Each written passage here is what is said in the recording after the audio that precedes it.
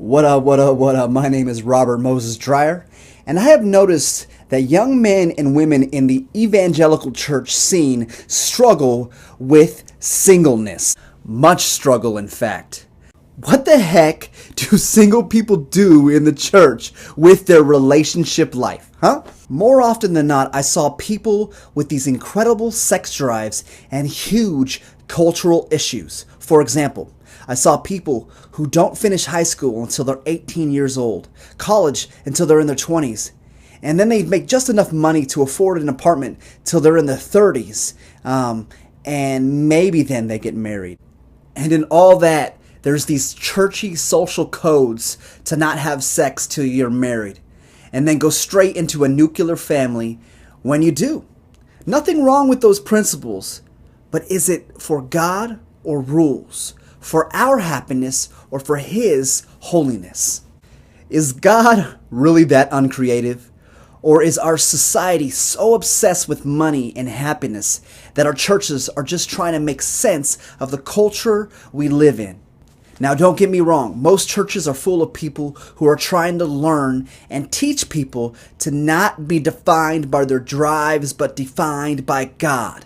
Churches without strategic missions and visions, where singles can play a role, those tend to sound Christian, but they may be compromised by bowing more to our American obsession for happiness, rather than a healthy relationship with the Father, through the Son, by the Spirit. As far as a theology of singleness, I think the overarching push of the New Testament is helpful here. It basically says, get over yourself. Get with like-minded people, deep friends, serve Christ, and do some flipping hard work with your life. Anything. Just don't get stuck in the world system because it has no place in God's kingdom. But I think the Bible supports the idea that we Americans are so obsessed with our happiness that our church life and teaching around singleness can be so one-dimensional. Think bigger. We serve a God who created a Messiah in a teenager's body. Only God with you, I mean really with you, will transform you like a butterfly. That's our calling. Metamorphosis, not happiness. Grow bigger than your singleness. Think bigger. God calls to give up your idols. My heart breaks specifically for the last group of people I have in mind, the singles who are ignoring the truth and are seeking to find something for themselves at the end of their singleness, like happiness, money, a hot wife, whatever it is. God is not in that. He can be, but if you and your ends are not big enough for God to be the end, then your Christianity is going to be an idol itself.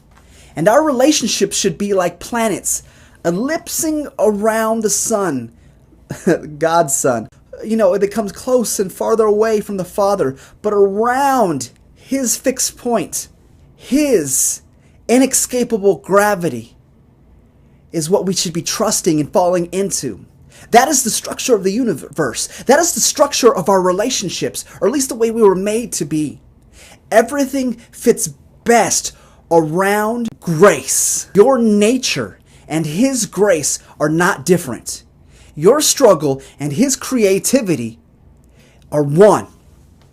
It's in there, when nature and grace are one, that your obedience and holiness fall into the ease of happiness and wholeness. His happiness.